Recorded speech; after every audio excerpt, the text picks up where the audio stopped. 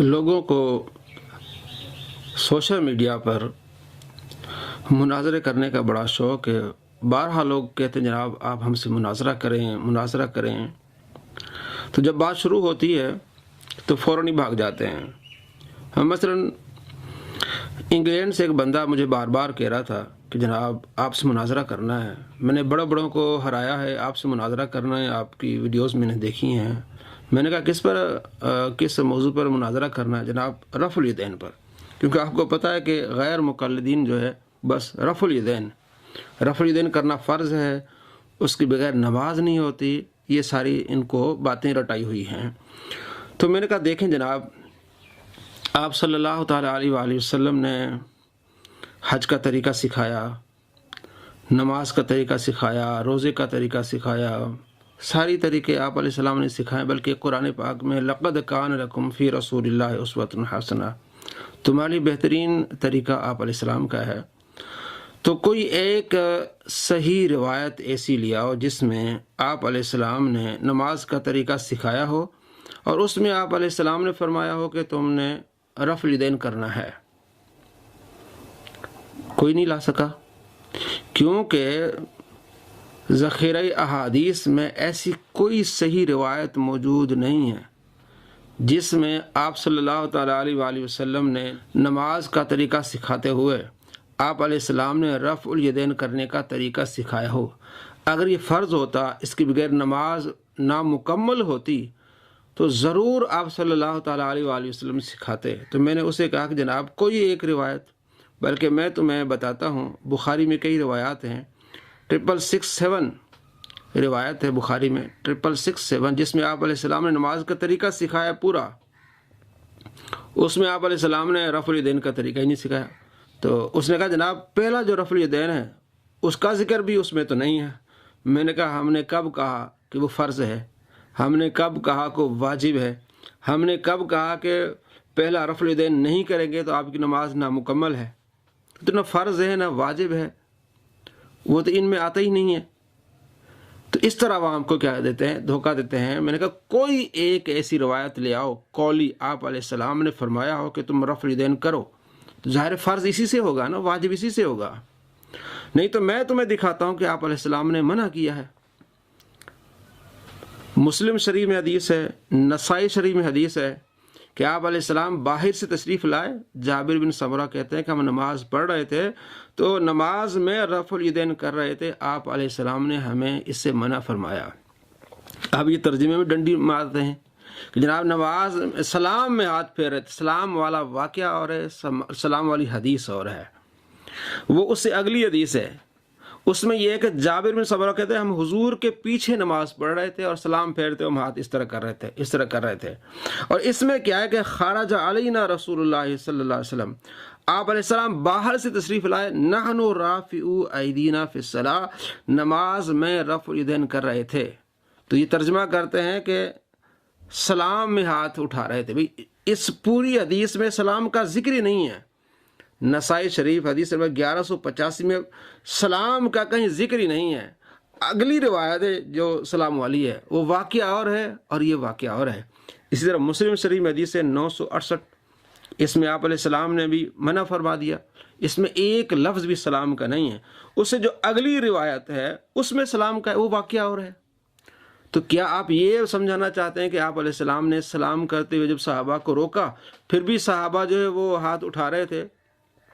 یعنی آپ یہ بتانا چاہتے ہیں کہ صحابہ کرام علیہ رضوان آپ علیہ السلام کے حکم کی پاسداری نہیں کرتے تھے بلکہ نافرمانی کرتے تھے؟ نعوذ باللہ۔ جب صحابہ کو حضور نے منع فرما دیا تو پھر کیوں کر رہے تھے؟ وہی صحابی جابر بن سمرہ۔ تو معلوم ہوا کہ آپ علیہ السلام نے پہلے سلام کے وقت ہاتھ اٹھانے کے لیے منع فرمایا، اور اس کے باوجود بھی جو ہے نماز میں رفع الیدین ہو رہا تھا تو آپ علیہ السلام نے اس سے بھی منع فرما دیا۔ پھر کہیں گے جناب آپ علیہ السلام نے اتنی سختی سے منع فرما دیا، آپ کرتے تھے پھر سختی سے منع فرما دیا۔ جی آپ شارع ہیں، آپ سختی سے منع فرمائیں، پیار سے منع فرمائیں، گھوڑے کی مثال دیں یا گھوڑے کی دم کی مثال دیں، آپ شارع ہیں۔ آپ صلی اللہ تعالیٰ علیہ وآلہ وسلم جو فرمائیں گے وہ شریعت ہوگی، اور شاید اس لیے بھی آپ علیہ السلام نے سختی سے منع فرمایا کہ آخری زمانے میں اس ایک عمل کو یہ لوگ لے کے کفر کے فتوے لگائیں گے اور کہیں گے تمہاری نمازیں نہیں ہوں گی، تو اس طرح آپ علیہ السلام نے سختی سے منع فرما دیا، بلکہ ان کے جو علماء وہ لکھ کے گئے ہیں کہ رفع الیدین کرنا نہ فرض ہے نہ واجب ہے۔ اب انہوں نے پٹی پڑھائی عوام کو جناب اس کے بغیر نماز نہیں ہوتی۔ جو کہتے ہیں کہ ہم رفع الیدین کرتے ہیں وہ بھی کہتے ہیں کہ فرض نہیں ہے، واجب نہیں ہے۔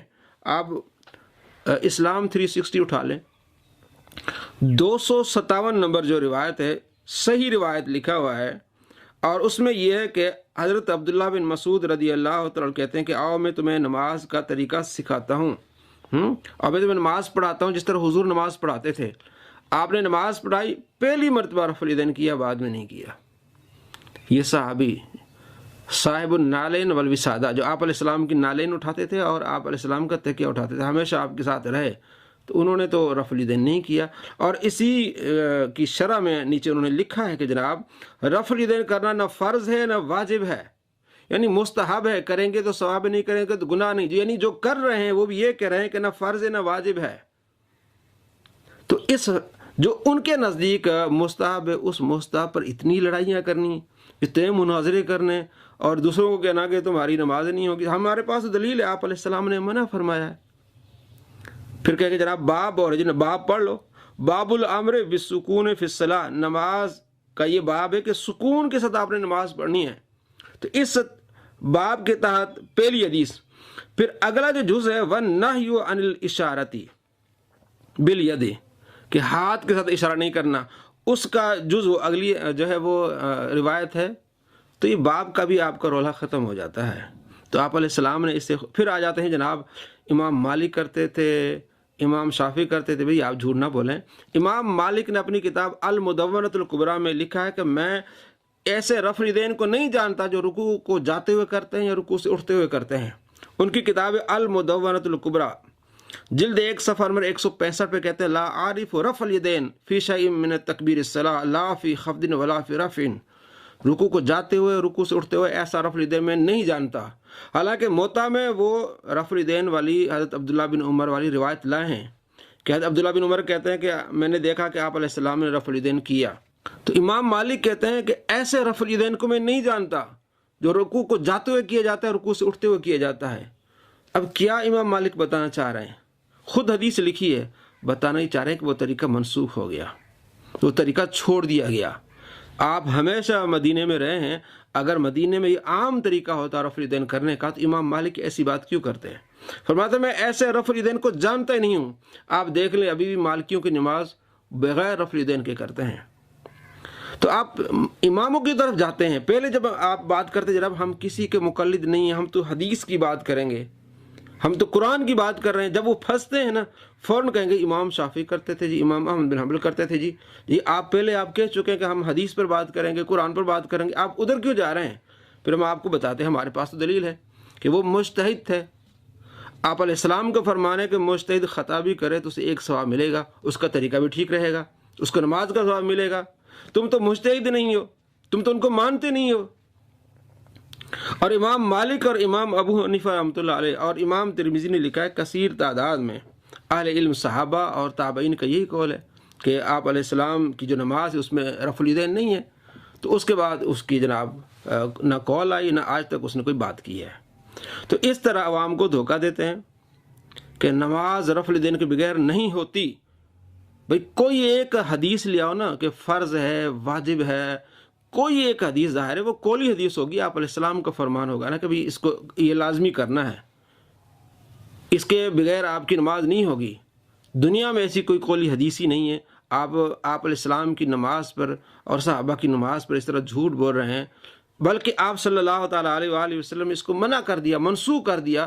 جو چیز آپ علیہ السلام نے منسوخ کر دی، چھوڑ دی ہے، اس کو اتنا آگے کرتے ہیں جناب، آپ علیہ السلام کے حکم کو چھوڑتے ہیں، آپ صلی اللہ تعالیٰ علیہ وآلہ وسلم کے فرمان کو چھوڑتے ہیں کہ جناب نہیں، ہم نے آپ صلی اللہ تعالیٰ علیہ وآلہ وسلم کی نعوذ باللہ بات نہیں ماننی، ہم تو جناب رفع الیدین کرتے رہیں گے۔ بھئی آپ علیہ السلام منع فرما رہے ہیں کہ یہ نماز میں رفع الیدین نہیں کرنا۔